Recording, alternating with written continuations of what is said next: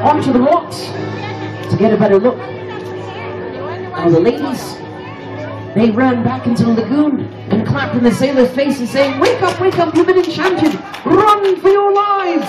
The sailors shook their heads and made the mad dash across the beach. They ran what seemed like all day.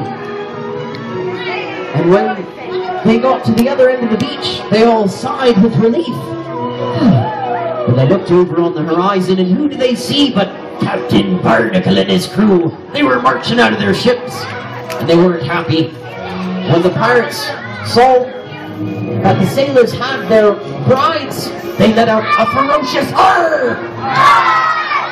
Captain Barnacle stepped forward and said, Cavendish, it looks like you've got my ladies there, and I want them back. Well, Cavendish swished his sword, and he said, you're not going to get these ladies back, you scallywag. But here's what you are going to get. Sailors, swords at the ready. Slow motion. Attack! And thus began the great slow motion battle. Oh wait, remember, we don't want to actually try and kill each other. As the battle raged on, steel clashed with steel, sparks flew in the sunlight. The ladies began cheering for the sailors. The audience began cheering for the sailors.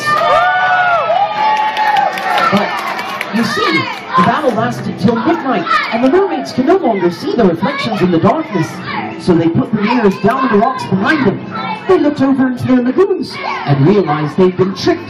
They put their hands on their hips and said, let's go get our sailors back. The mermaids rushed down to the beach, where they danced more beautifully than before.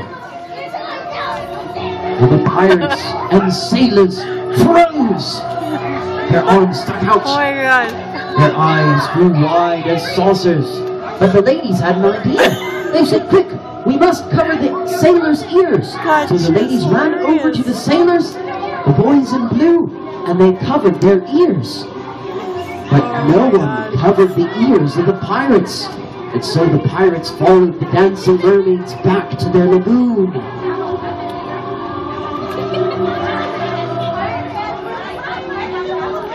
And pretty soon there was not one scoundrel left on the beach. When the ladies thought it was safe, they let go of the sailors' ears. And sailors, here comes one of the most important part of the stories.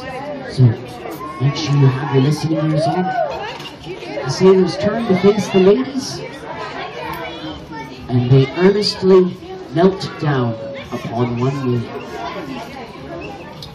They looked up into the beautiful eyes of the ladies, and they said this. Dear, lovely ladies, twice now you have saved us from the mermaids, and we sailors have realized, and no longer do we wish to sail the seas in search of beauty and adventure, for we have found all the beauty and adventure we could ever want here on this island with you. Lovely ladies of London, will you please, please marry us? The ladies put their hands over their hearts and smiled. They took a great deep breath. They opened their mouths and they said, no. Sorry, sailors.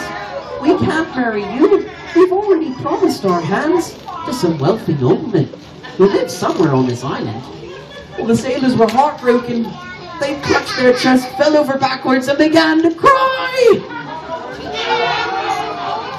Their cries were so loud that the pirates heard them and came running down to the beach, waving their arms. They said, wait, hold on, ladies. You're making a terrible mistake. You see, there are no wealthy noblemen. The ladies folded their arms and said, what do you mean, no wealthy noblemen?